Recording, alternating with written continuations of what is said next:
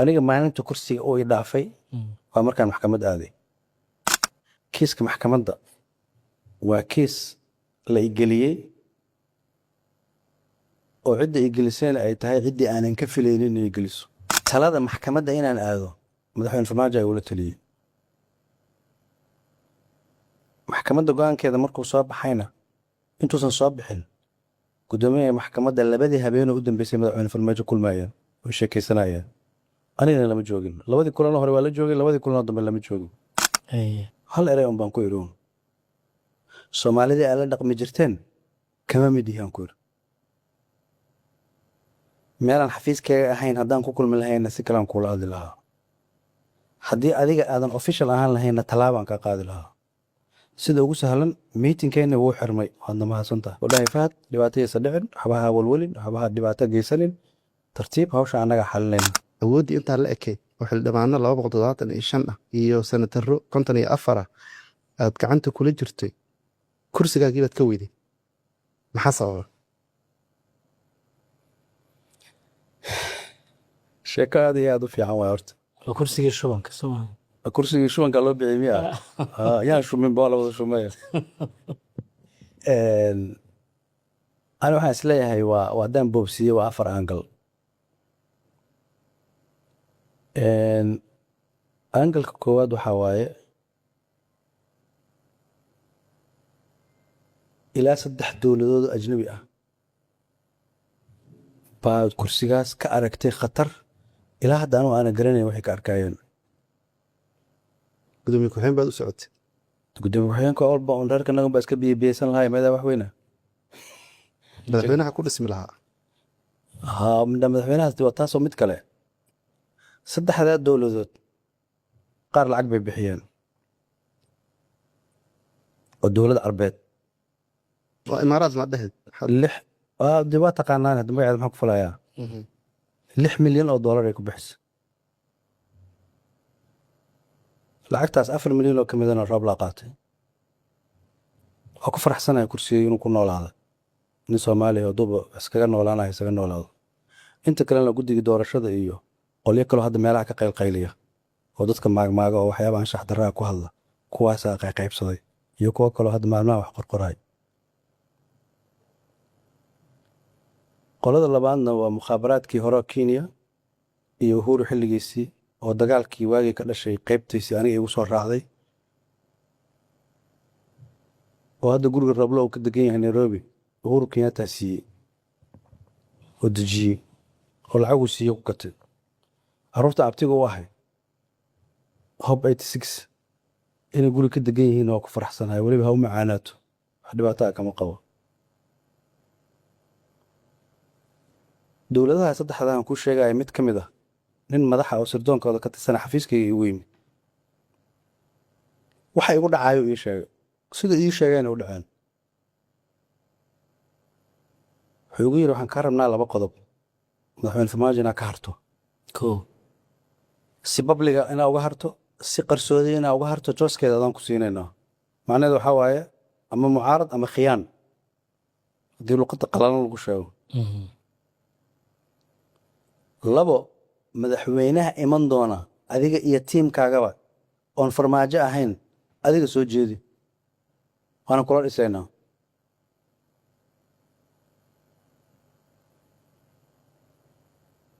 dowladdaas dacatee ahayd yah labada aan sheegay mid ka mid ay ahayd.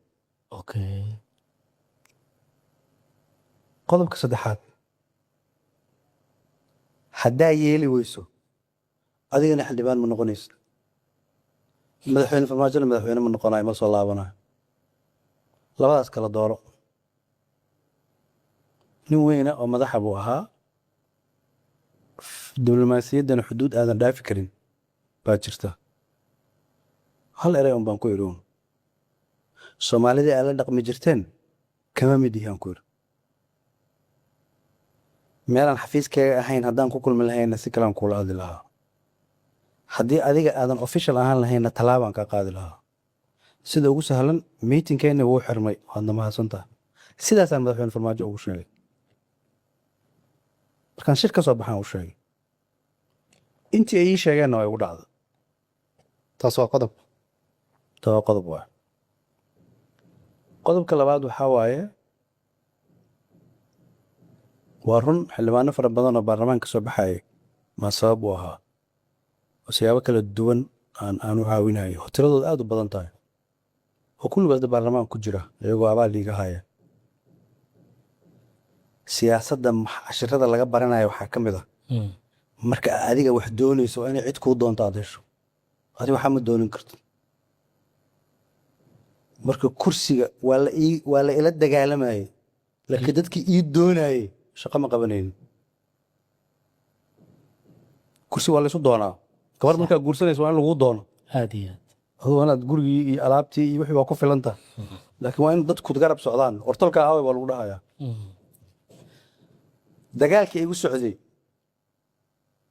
oo ilaa ajnabi lahaa oo iga xoog badnaa oo soomaaliyaba ka xoog badnaa musharax madaxweyneha laga yaaba inuu $6 milyan ku baxo aniga in laiga joojiya $6 milyan u bixiye.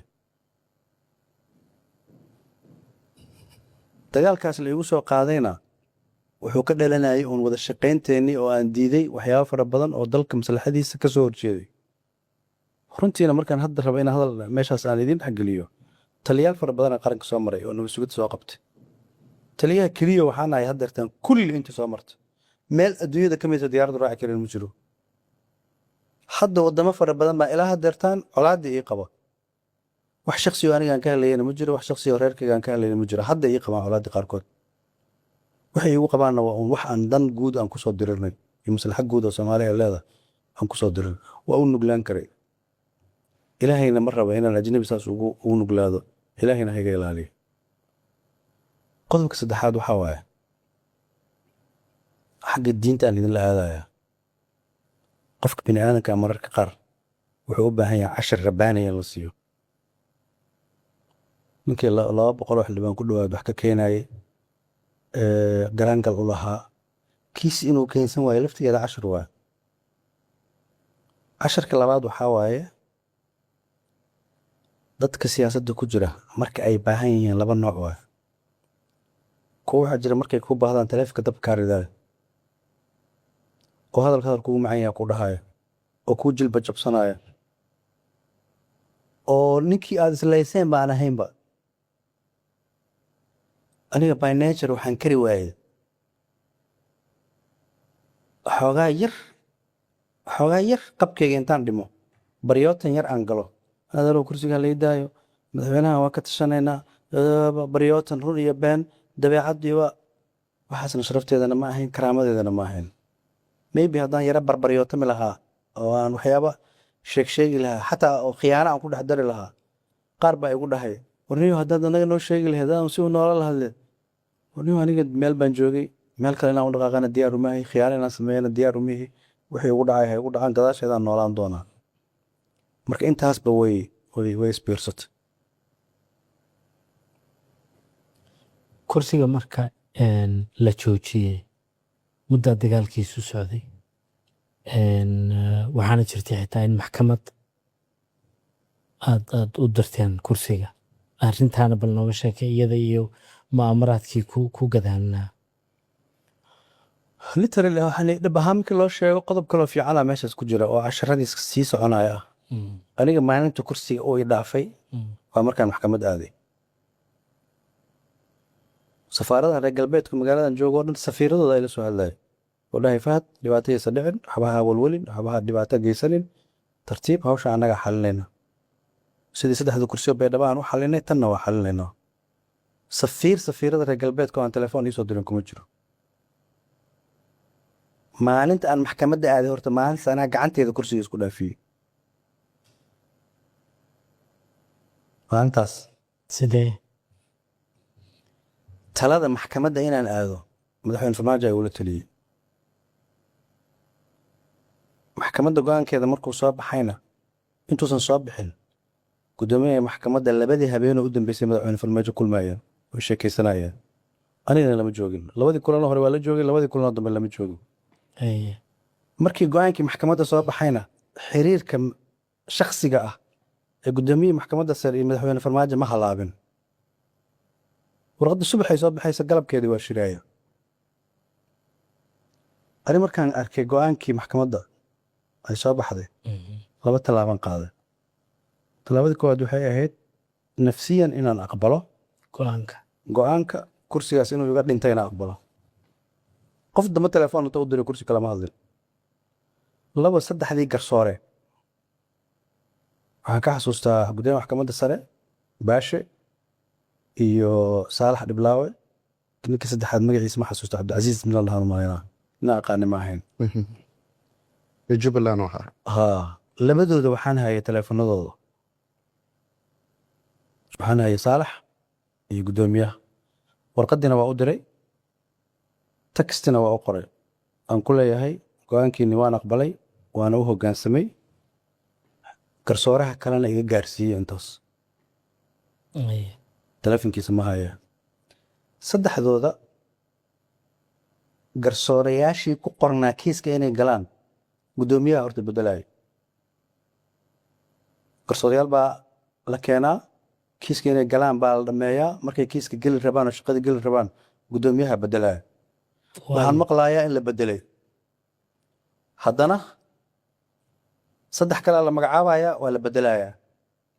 weliba kaama qarinaya inaan galaangal ku yeesho oo qof garsoorayaashaas dulmi iga imaanin ama aan saan rabay maslaxadeeda ka yeesho waa isku dayay. si kas haddaan u qodqoday garsoorayaashaas 3 nin baa la keenay. 3da nin ma aqaana. cabdicasiis in la dhahaan malaynayo waa ninka jubbaland ka yimid oo garsoore ah. sax inkastoo asaga dib la iiga sheegay inuu xeer ilaalinta soo galo oo waxaas oo dhan uu soo galo, aniga inaan qof kala hadlin laakiin hadda ma xasuusto oo ninkaa shaqaha la siiyo. laakiin ninkaas ina hadda garanaya xataa physical aan garanayo maaha. saalax dhiblaawe xafiiska aljaziira aan ka wada shaqeyna, inaan saaxiib anahay buu ahaa, inaan wada shaqeyno ahaa, producer fooyi ahaa, inaan cadaalad ku tuhmaayuu ahaa. weliba markii magaciisa lagu soo daray waxaan u qaatay waxuun cadaalada inay meesha kasoo bixi doonaan. baashe isna waaba gudoomiyey, hadda khasab waa inuu xubin ka ahaado guddigii garsoorka. baraaru gudeerkaa meeshuu iga yimid marka waxay ahayd dacwadii markii la dhegaysanayo looyar baan qabsaday. looyarkii baa intuu soo wacay wuxuu yidhi gudoomiyuhu markuu dacwadii dhegaystay go-aan baan soo saaraynaa muusan dhihine qaraar baan soo saaraynaa bu. ereyga sharciga ani macne iima sameynin, ma kala aqoonin. ereyga qaraar waxaa waayuu dhahay go-aan maamul buu soo saari doonaa, go-aan sharciga ma soo saari doono.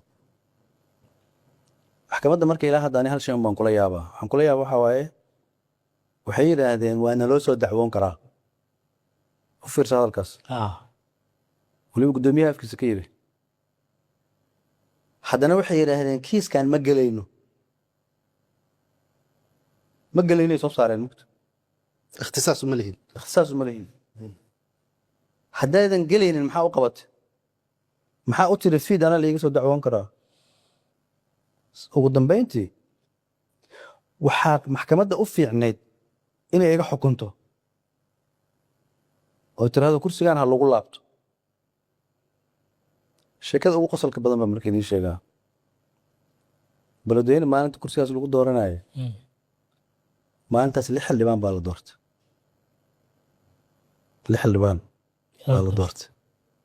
waa aniga, waa xildhibaan xiis, waa xildhibaan nuux, waa xildhibaan cabdifataax qaasim, fiyoore iyo xildhibaan fiyoore, iyo xildhibaankii bedelay cabdulaahi colaad roble, cabdikariim.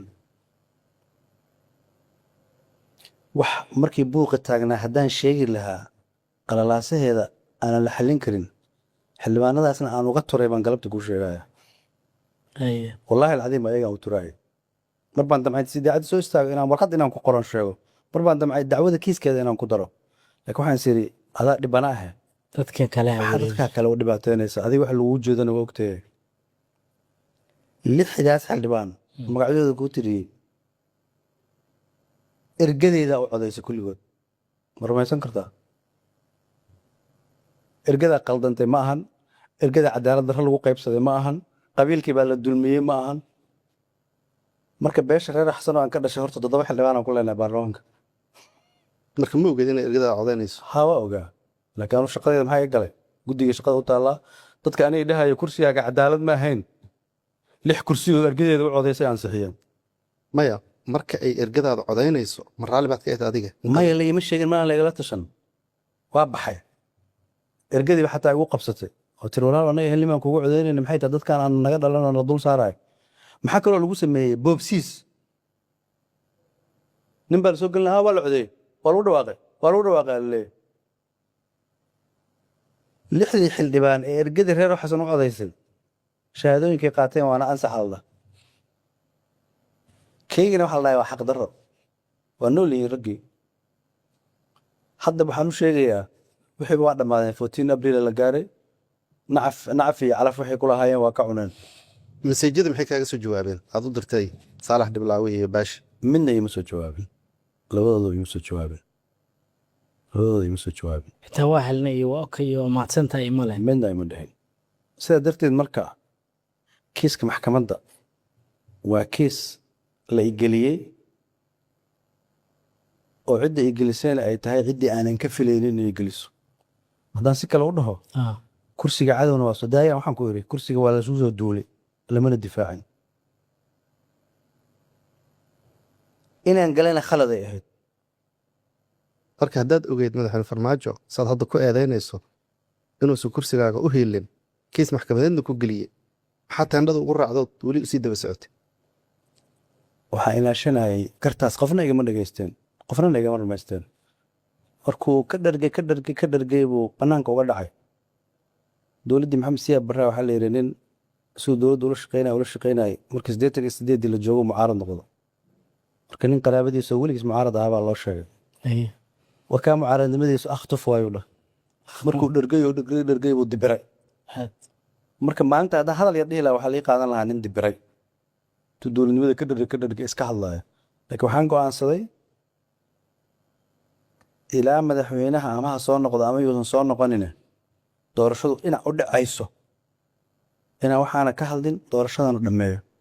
teendhada 15 May doorashadeeda waxaa la joogay ona madaxweyne farmaajo teermal waa dul raadinaya, aniga keligeena baarlamaankan ka maqana.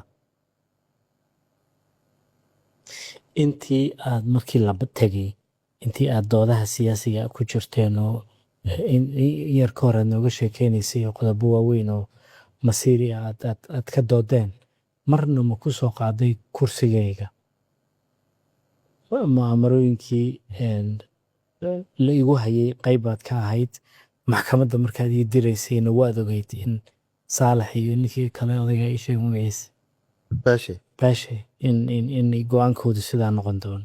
waxaana daliil u ah markuu go-aanka noocaasa qaatay xiriirkiinu ma xumaanin. intaa ma ku tiri maya kuma dhihin sababta uu ogyahay in aniga ogahay. marka inaan ku doodno waxaa ma tireen, laakiin markii garta la gelayay qodobadii aan sheegay ku jirtay. inkastoo aanan gogashii geynin laakiin ragga odayaasha waa u sheegay. waxaan ku yiri baasha halkaasay kasoo bilaabatay. ma ka garaabay marka maya kamuu jawaabin. qodobadii gartana laguma soo darin. dhacdadaas february waxay dhacday abriil ay dhacday maxkamaddu xukunka riday abriil 2022 ilaa sebtembar 2024 waa waqti badan. maxaad weli banaanka ula sii fadhidood shirarka ula qaban qaabinayso ood weli dhismihiisa uga shaqaynaysa idinkoon ka xaalin waxa aad tabashada aad qabto? 2 sababood. mid waxay ahayd armaa wixii cashir laga bartay, armaa wixii baraaru ka dhashay, armaa adiga adjustment isku samayso, maskaxdaada dib u dhaqdo, ishagaajiso, armay dhacdaa. intaasaa maskaxdeeda ku jirta. mar dambena waxaaba dhashay mashaakil kaleba ayadoo tii aan laga jawaabin oo la xalin.